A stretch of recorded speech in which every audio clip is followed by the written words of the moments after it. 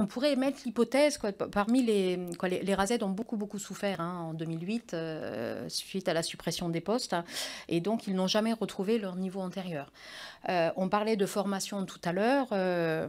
Effectivement, il y a de moins en moins de départs en formation. Il y a eu pendant une période très peu de départs en formation, même si là on y retourne.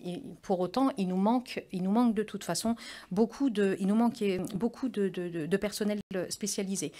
On pourrait émettre l'hypothèse également que parmi les RASED, donc il y avait plusieurs personnels spécialisés. Il y a le psychologue scolaire, il y a également le maître, l'enseignant rééducateur. Et puis le dernier, c'est l'aide pédagogique. Voilà, je cherchais le nouveau terme. Et l'aide pédagogique. Et c'est par rapport aux rééducateurs, en fait, c'est vraiment un corps qui a quasiment disparu dans certains départements. Dans d'autres, il reste quelques dinosaures. Mais sinon, c'est vraiment un corps qui a disparu. Et pourtant, c'était des enseignants qui permettaient à des enfants qui entraient à l'école, qui leur permettaient de devenir élèves. C'est-à-dire pour des enfants qui avaient beaucoup de mal. Parce qu'effectivement, quand on rentre à l'école, c'est pas donné à tout le monde, c'est pas naturel de devenir un élève. C'est quelque chose qui s'apprend, donc ça fait partie aussi des règles, comme on apprend à vivre avec les autres. On apprend également la frustration à l'école, parce que c'est chacun son tour et qu'on est 30. Et donc, on imaginait, quand on a travaillé dans le cadre du CHSCT sur ce fameux guide d'accompagnement des personnels, on a fait l'hypothèse à un moment donné que effectivement, on a de plus en plus d'élèves qui ont des difficultés très fortes, des troubles du comportement par exemple, qu'ils soient reconnus en situation de handicap ou pas d'ailleurs, et qui peut-être qu'avec ces maîtres rééducateurs auraient pu peut-être trouver une autre solution que celle d'entrer dans le champ du handicap. Parce qu'on a aussi ce travers, c'est-à-dire que très souvent quand on est démuni dans une classe, qu'on a plusieurs élèves, qu'on en a un pour lequel on ne sait pas trop quoi faire, on se dit que si on avait un adulte supplémentaire dans la classe, ça pourrait l'aider. Et donc, avec les familles, alors soit l'initiative ou pas de l'école, d'ailleurs, parfois les familles le font toutes seules, elles saisissent la MDPH de manière à pouvoir bénéficier de l'accompagnement humain. Et donc, ça fait entrer des élèves dans le champ du handicap qui ont peut-être rien à y faire, mais à la condition de pouvoir répondre à nouveau à leurs besoins.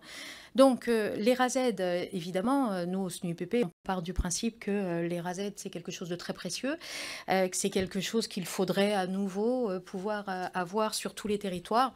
Quand on préparait cette audition, on se disait, moi j'ai commencé à une époque où on avait quasiment un RASED pour 2 écoles, un RASED complet, donc avec les 3 enseignants, pour 2 écoles, et je parle de petites écoles, de groupes scolaires de 8 classes, et aujourd'hui on a un RASED par circonscription.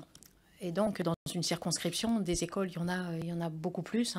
Ça dépend évidemment des départements.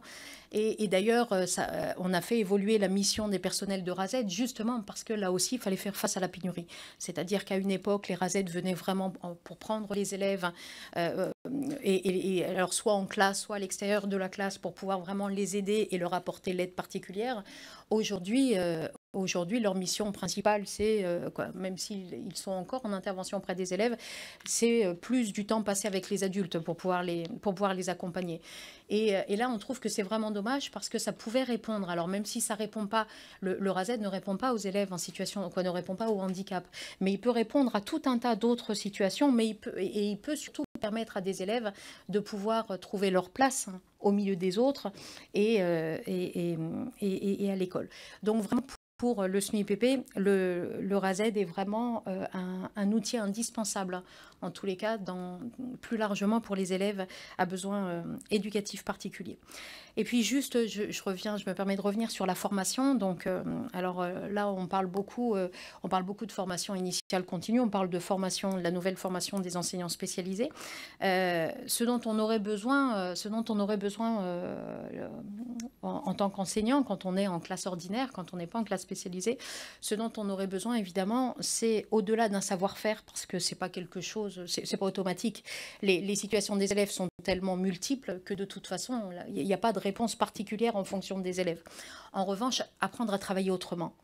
l'école inclusive, elle nous demande d'apprendre à travailler autrement. C'est-à-dire que l'élève, l'enseignant face à sa classe, en imaginant que tous les élèves sont identiques, évidemment, c'est compliqué.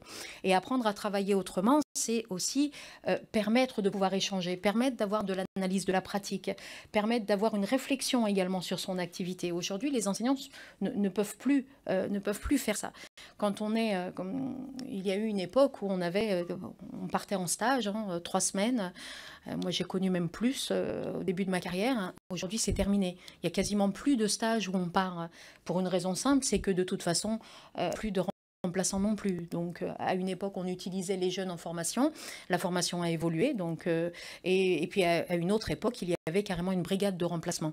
Et donc, on pouvait partir en formation où on se retrouvait pendant 3 semaines à échanger, à réfléchir. Comment voulez-vous aujourd'hui réfléchir quand vous avez, à la fin de la classe, à la fin de la journée, à la fin de la semaine, de toute façon, vous avez d'autres choses à penser que d'avoir une réflexion sur son activité. Donc, effectivement, on a besoin de temps. On aurait besoin de ce retour à cette formation continue qui nous permettait de nous voir. Aujourd'hui, elle est vraiment réduite à peau de chagrin. C'est-à-dire qu'entre ce que disait mon collègue, les animations pédagogiques qui sont réduites aux fondamentaux et les quelques formations obligatoires, comme la formation des directeurs d'école par exemple, ou la formation des enseignants spécialisés, il y a vraiment, là on a vraiment un manque. Et on se fait souvent la réflexion qu'on est un des rares métiers quand même, et pourtant qui bouge énormément, avec énormément de mouvements, on est un des rares métiers où on a une formation tout